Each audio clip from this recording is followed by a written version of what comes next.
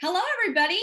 Welcome to the training, How Not to Be a Busy Principal. So it's the beginning of a new school year. You have a huge to-do list.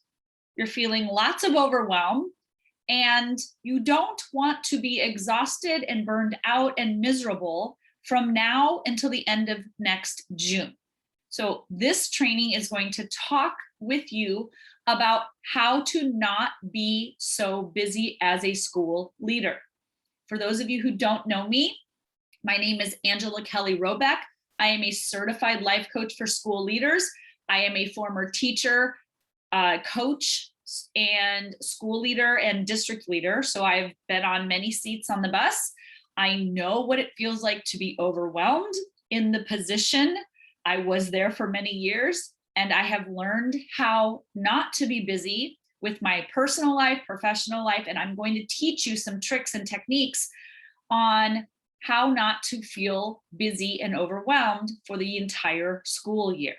So I'm going to talk a little bit about what the problem is, why it's a problem, and the solutions. I'm going to break this down for you. I'm going to offer you some very practical strategies for helping yourself to not feel so overwhelmed and busy. Are you ready? Let's do this. Okay. So I'm specifically talking to new school leaders, or if you've been in the position 1 to 3 years. Once you've done this 4, 5, 6, 7 times, you start to get a rhythm. I just want to expedite your progress. So if you're a new school leader, you don't have to go through the ranks of feeling tired, exhausted, miserable, overworked, overwhelmed, and burned out, and wondering if you cannot handle this job. You can handle this job, and you can do it all in your first year. So for new school leaders especially, what happens is you're really excited, you get into the role, and as the school year actually starts, the pace picks up. And you're thinking to yourself, wow, this is much more than I expected. I used to have way more time on my hands than I do now. The pace is different than you're used to. That's just true. There are more things coming at you. So when you think to yourself, wow, this is nonstop. Every meeting I go to, I get a bunch of paperwork and more to-do lists. I get more content. I get more information I didn't know that I needed to know. And you start to feel this kind of spinny out, buzzy in your head, overwhelm, confusion. And it feels like there's this big cloud over you that you cannot quite sort out. So the goal is to create systems in the way that you think and the way that you act, so that you can feel clarity, confidence, calmness, collectedness, all of the C words. So when you get into the role, I just want to acknowledge, yes, the pace is different. It's faster. There's a lot happening. There are a lot of things that get thrown onto your plate. More could be coming at you. This is true. But I want to ask you, why is it a problem that the pace has picked up and that there's more going on and there's more to do? What feels like a problem? That's the crux of the problem. So we think the problem is the job or the to-do list, but what's really the problem is that we're making the bigger to-do list and the faster pace a problem. We're thinking that there's something has gone wrong. It shouldn't be this hard, or it shouldn't be this fast, or it shouldn't be this busy. And what's really going on is we're scared or afraid that we can't handle it. We don't know what we're doing. We're too new. We shouldn't be new. We shouldn't not know what we're doing. I'm not sure I can handle it all. I'm afraid I'm going to forget something. Something's going to slip off the plate. Somebody's going to be upset. I'm going to do it wrong. All of that, the self-doubt starts to creep in. Okay. So I want to break this down and show you what's happening. So it starts with the thoughts you're thinking about the job. So you get into the role, the new school year starting, full steam ahead, and you're thinking, wow, this is a lot more responsibility. I knew what I was doing as a teacher or as an instructional coach, but now that I'm a school leader, this is 10 times. The pace is faster, it's more responsibility, there's way more things to do. You're thinking it's my job as a school leader to take care of fill in the blank, XYZ. You're going to feel like it's your responsibility because you're the school leader, that it's your job to handle all of the things, from the tiny little tasks to the big visionary community building, culture creating person. You're going to feel like you have to cover all the bases. I was just coaching a client this morning on this, and she said, one of the things my superintendent mentioned is that we had these pieces of tape on the pavement because of COVID. They were like arrows going in this direction or that direction. And so the superintendent says, oh, you don't have to keep those anymore. You can take those off. So she put it on her to-do list as, I have to remove the tape from the pavement. And we started laughing about that. I'm like, number one, is that the ultimate priority? Number two, are you sure you're the one who has to be doing that? Perhaps somebody would be more than happy to help you out with that. Maybe a custodian or an assistant, a paraprofessional, or somebody who has time on their hands and would love to help the principal out with some tasks that they are fully capable of doing. So I just want you to notice, where does your brain think that the faster pace and all the information and the long to-do list is a problem? The thoughts you're having, things like, this needs to get done right now. People are relying on me. I need to do this for others. I want to make a good first impression. I want other people to like me as their new principal. I want them to like the work. I want to feel validated that I'm doing a good job. I want my superintendent to be impressed. All of that is what creates the stress in your body. And the emotions that you're feeling are going to be like kind of excitement, anticipation, enthusiasm, lots of energy, high vibe energy, but also self-doubt, overwhelm, confusion, unfocused, inundated, rushing around. You feel very rushed. You feel panicked. You feel kind of defeated when you can't get as much done as you want to get done or you think you should be getting done. Okay. Now, when you're feeling this way, so you have thoughts that are triggering an emotional reaction inside your body, and those emotions impact the way you decide to show up. It impacts your approach to school leadership, your approach to your workday, the way you schedule your work, the way you handle interactions with other people. The way that you feel always impacts the decisions that you make and the actions that you take. So when you're feeling overwhelmed, confused, stressed out, self-doubt, defeated, all of those feelings that come with being new and come with feeling very busy, what happens is you overplan, like you spend a lot of time planning, but not actually doing, not actually like getting to work and doing the thing, but planning. And you sit there, plan, but not do. You overwork, you do the actions and you give it so much time that you end up working until 1 in the morning. Somebody was just posting on social media. They're working until 1 in the morning and then they're wondering why they're exhausted. No, when you give work tons of time, it's going to eat up all the time, as much time as you give it. It's like hungry hippo.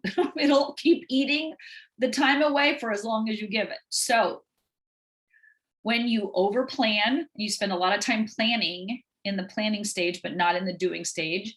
Overworking, you're just like trying to get the task done. You're rushing around. You're feeling very chaotic in your mind. You're kind of spinning out, like you can't focus or get any one thing done. That just perpetuates the overwhelm. It perpetuates the stress, and it builds up evidence to prove to yourself that you're not good enough, or you don't know what you're doing, or you can't keep up, or it's too much to handle. So you want to be careful about this, because when you hover in overwhelm and confusion, then you end up creating that result for yourself, which is things get half finished and you've got all these things rolling around on your to-do list that just kind of keep going from one day to the next day, but they actually never get done.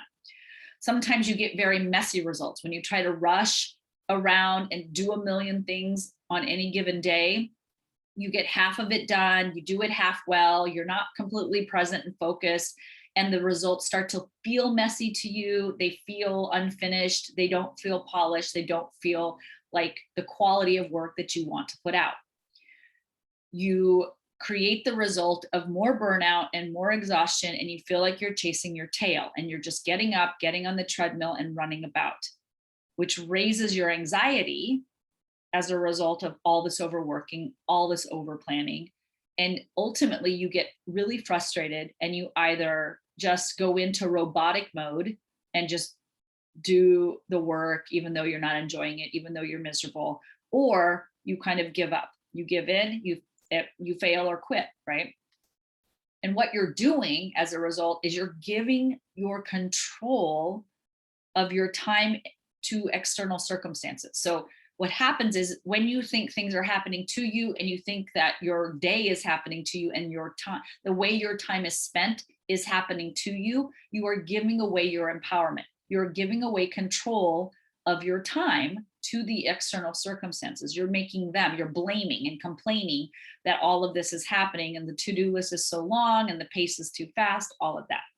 So what do we do?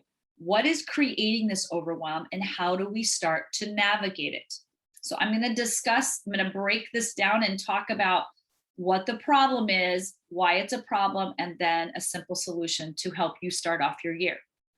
Number one, the problem is that many people try to keep a mental to-do list.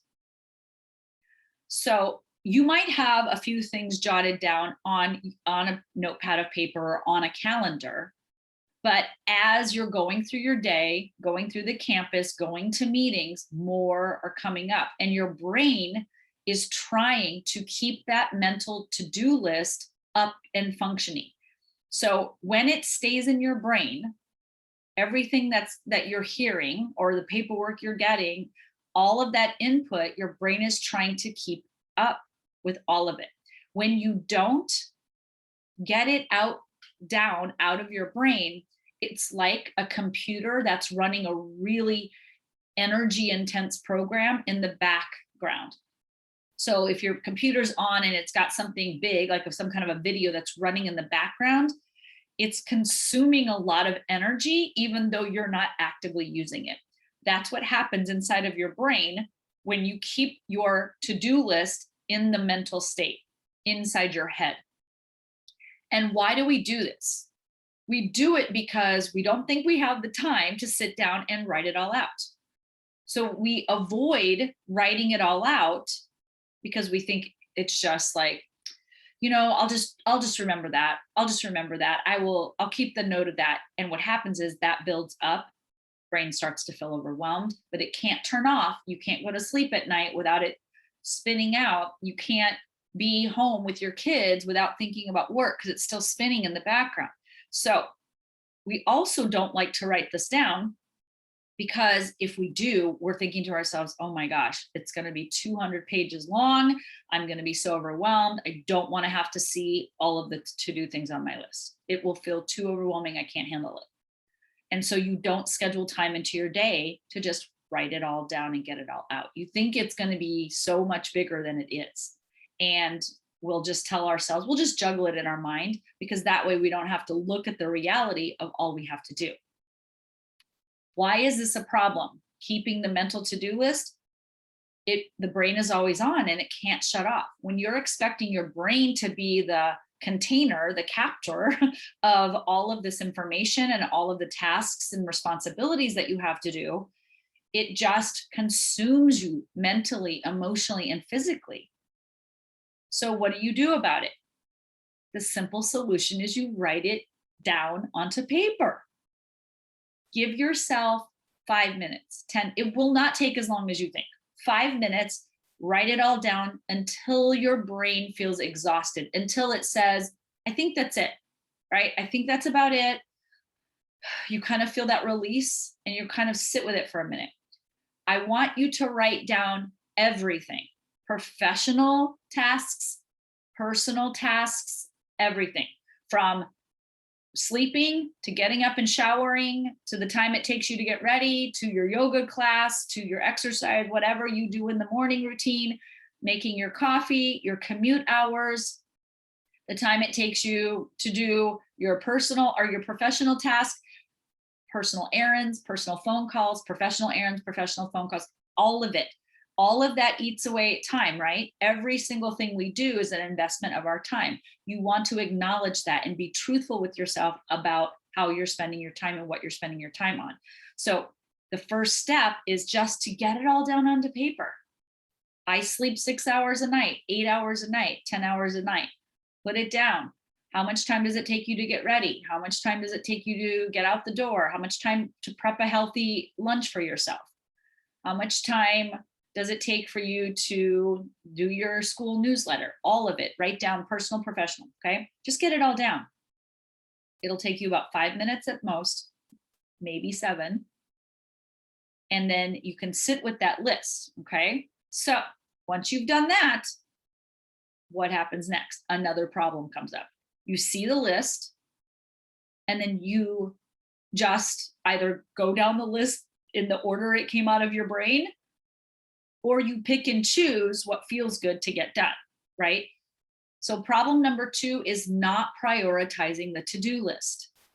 Once you get it all out and your brain doesn't have to be the container to hold all of those to-dos, then you have to make an intentional, conscious decision about what you are going to do first. You have to learn to prioritize. Why don't we like to prioritize? We don't like to prioritize because it forces us, requires us to have to make decisions. We have to choose what is the priority. We have to think about the tasks being having unequal value, right? So we want to believe that everything's important and everything has equal value. But the truth is no, it doesn't.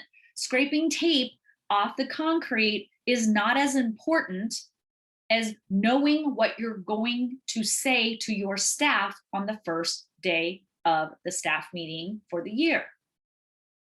Having your vision, understanding the goals of the school, the needs of the students, the requests and desires of your community. That's more important than scraping tape off of your concrete. But because the superintendent asked you to, now it feels like it's important and I have to get that done. And every time you walk by the tape, you're thinking, oh my gosh, the superintendent noticed this. I need to get that done ASAP, okay? Just notice what your brain is doing, right? It doesn't want to prioritize because it doesn't want to have to make those decisions, okay? Now, in addition to not wanting to stop to take the time to make the decision, the brain just doesn't like to have to put forth the energy of deciding. Deciding feels hard. It feels like work. The brain has to not go on default mode. It can't just go on automatic pilot. It has to really think about what is the priority? Why is it a priority? So this is a problem because, and this is why we do it, right? We don't want to do it because we don't want to have to prioritize, but the reason it's a problem is that when you prioritize everything equally, the brain is just going to pick and choose the fun, the easy, the things that feel most rewarding to you at the end of the day. It's not going to choose the tasks that are very important, but not urgent. The brain likes to check off the boxes that feel very urgent. So when you push off the vision planning and the preparing for the goals of the year, your intentions for the year, the role that you want to play, the impact you want to have, when you push those off because you think, well, I don't need that today. That's not really as important as getting the tape off or getting open house underway, all of that. You're always going to want to do the fire that's in front of you versus the backstage planning that comes with being a really effective, efficient school leader. So what's the solution? You got to get honest with yourself and tell yourself the truth.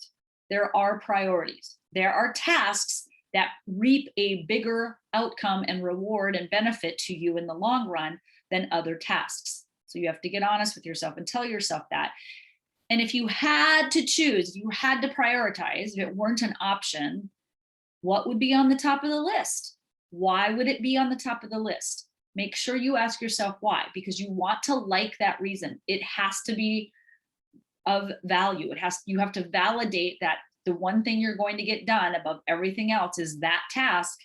And the reason why is a reason that feels very aligned and true for you. How will it feel to have that task completed? Will it feel great and like successful and accomplished? Or is it going to be like, got it done, right? You want to notice this.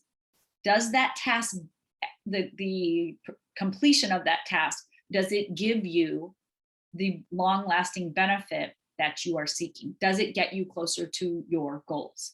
So you want to identify your priorities based on the goals that you have for yourself, your school, okay? Now, once we have a priority list, we run into another problem, right? We have this priority list and then we usually stop there. Even if we are people who write it down and we prioritize we maybe number 1, 2, 3, 4, 5. The next thing we don't do is we don't calendar it. And what I mean by that is getting out your Google Calendar, your whatever Outlook calendar, or your paper calendar, getting the calendar you use and actually taking a moment to put down from the priority 1, put it on the calendar. It needs a date, it needs a time, and it needs a duration. You need to assign that task a space on your calendar. Now, why don't we do this? I mean, it sounds simple. It's not hard to calendar things, but we have resistance to it. Why do we have the resistance?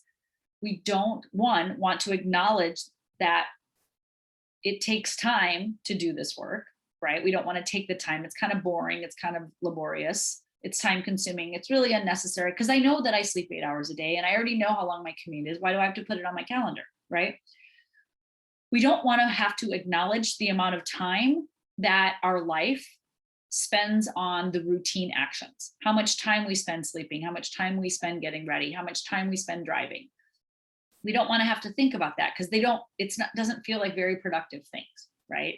And we think, well, I do it every single day. Why should I calendar it? But we don't calendar because we think it's unnecessary. So what ends up happening is we don't assign all of the things that we actually do spend our time on. We don't put it on the calendar. And what happens is they end up taking more time than we thought. We don't see the truth of how we're spending our time, which is why we tend to resist that. We don't want to know that we actually have more time than we think, or that we're spending way more time on something than we really is necessary, right?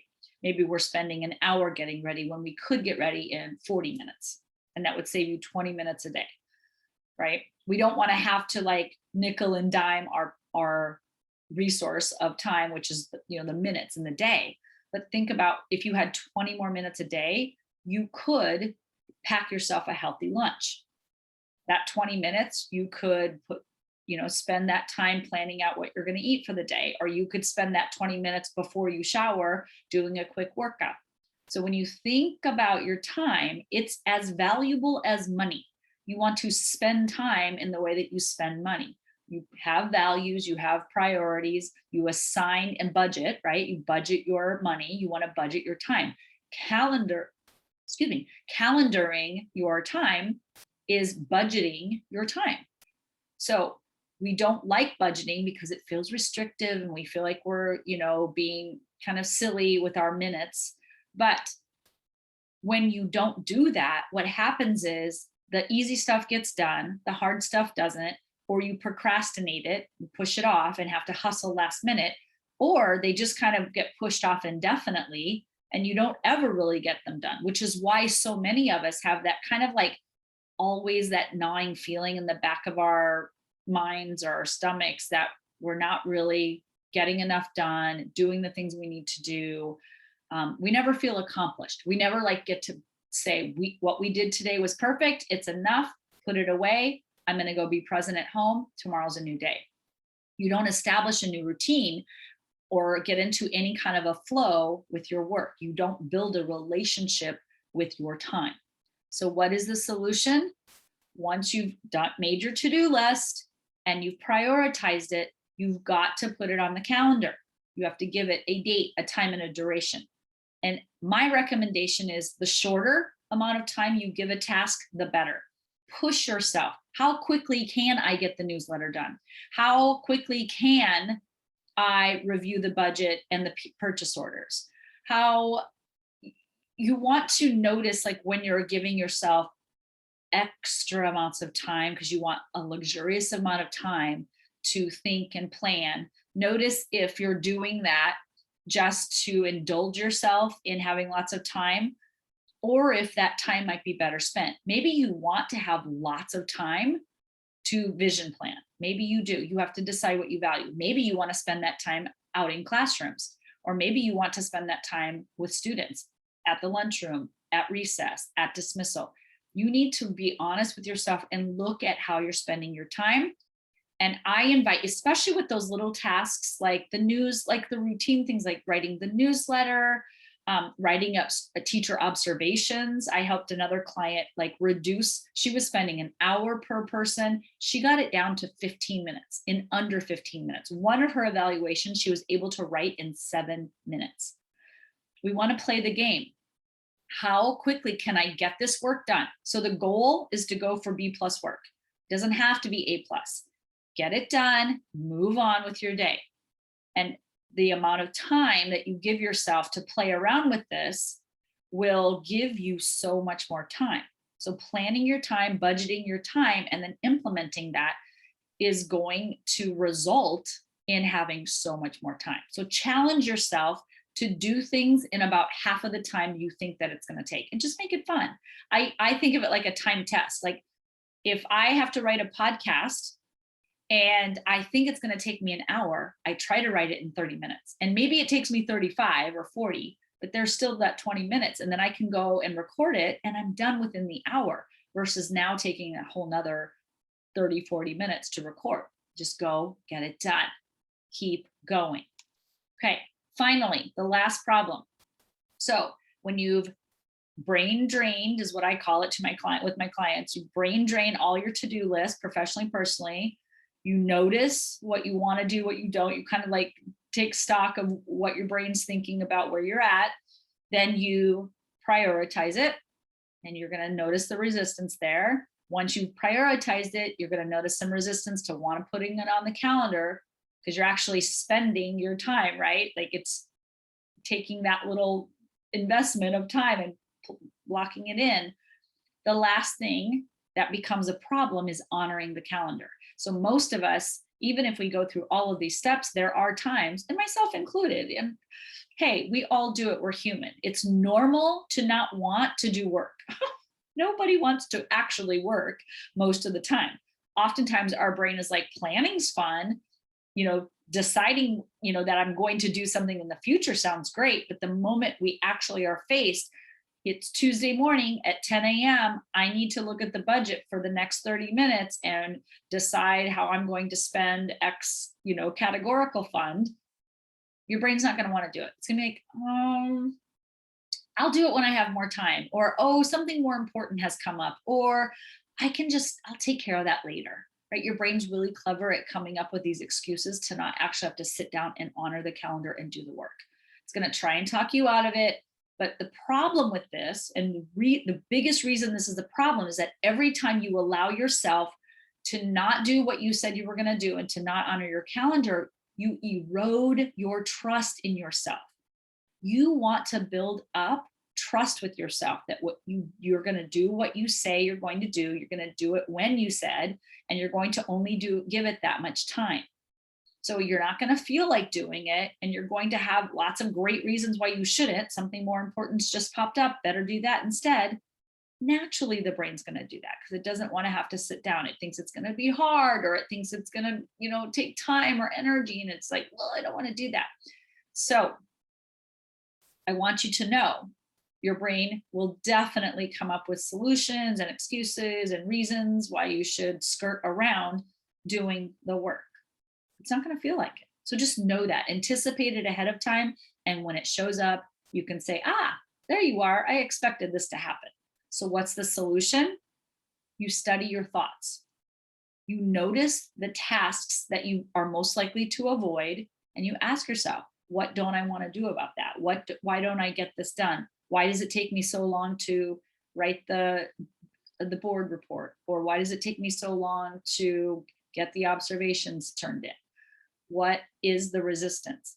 The resistance will be thoughts you're having about it. Those are hard. I don't like doing them. That is so boring. That takes too much time. I'd rather be out on the campus. Notice what your brain's offering you, so that when you don't honor something on your calendar, it's just a learning. Take note of the failure, right? When you fail to honor your calendar, just take note without beating yourself up, without all the judgment that, oh, you should have done that. You're so lazy. You don't want to, you can't handle this job. All of that negative self-talk, it serves no purpose. It only makes you feel worse. And it only confirms that you're not able to handle a fast-paced, busy schedule. You can handle it, right? So take notice what your mind is offering you without the judgment. Just observe it. And you can write it all down. Wow, here's what my brain's offering me today. I'm too busy. There's not enough time. This is more important than that. I can wait till tomorrow. This doesn't really need to get done. I thought this was a priority. Now it's not. It's going to say all kinds of crazy things, right? So the solution is to study your mind. And then when you see the obstacles that your brain's offering you, you just want to come up with a plan. So I know I hate doing the budget. Why do I hate doing the budget? I don't believe I'm good with numbers. I feel like it's so hard. I don't understand it. It's confusing. I hate Excel, whatever, right? And so then you want to just problem solve for those. So, okay, I don't understand Excel. I hate using it. Why? I never really learned how to use it. Okay, now we know I need to learn how to use Excel so I won't be so resistant to it. I'm going to take a class online, or I'm going to ask somebody to sit down and show me for the next 30 minutes, or I'm going to schedule a online training class. I don't know whatever it is, but you want to start problem solving for all the mini obstacles that get in your way. So for example, a lot of times when something feels that we resisted, it feels hard. It's just because we haven't been exposed to it, or nobody's explained it to us. We haven't been trained. So much of what we do can be simplified by getting the training we need. And then it doesn't feel hard anymore, right? Once you know how to do something and you get in flow and routine, you don't mind doing it as much. It might not be your favorite thing, but you don't mind it. You don't resist it as much because you know how now. Okay. So make a plan for the obstacles that your brain offers. And this is where one of the actions you can take to problem solve is to hire a coach. This is what I do. My services include supporting school leaders like yourself who struggle with time management, struggle with resource management, struggle with financial management, right? Struggle with relationships, like whatever problem you're having. The reason it's such a problem is your brain has been very good at convincing you that it's a problem, telling you all the reasons why it's a problem, showing you all the evidence why it's a problem. And there are things that happen in our careers and in our lives that we can't see around. It just feels too true for us. We think it's the 6 o'clock news. We think it's, Judge Judy and the facts, right? We think it's just the facts, when really it's simply a story or an opinion that your brain is offering you. Coaching can help you see around that, because my brain will come in and say, hey, wait a minute, is it absolutely true? Is there another way to think about this? Are there times in your life when you have done this? And we just get in there and examine it from different lenses, different perspectives. So if this has been helpful for you, I want you to do this work, implement it, try it, succeed at it and fail at it, be willing to do both. And if you are ready to reach out and have a coach for the school year to expedite learning all of this and how to be extremely time efficient and effective and maintain some work-life balance and rest and exercise and pleasure and fun in your life, please reach out for coaching at the Empowered Principal Coaching Program, angelakellycoaching.com. You can always reach me there. Sign up for a consult. We'll talk it through, and I will get you on your way to having a very empowered school year. So with that, I hope this training has been amazing and helpful for you. Enjoy your school year. Congratulations on being a school leader. You are one of the most valuable people on the planet. You are helping to evolve teachers and students. And I can't think of a more worthy and noble profession than that. With that, I bid you a well. Have a wonderful school year. Please reach out if you want support or have any questions. Have an amazing rest of your week. Talk to you guys soon. Bye.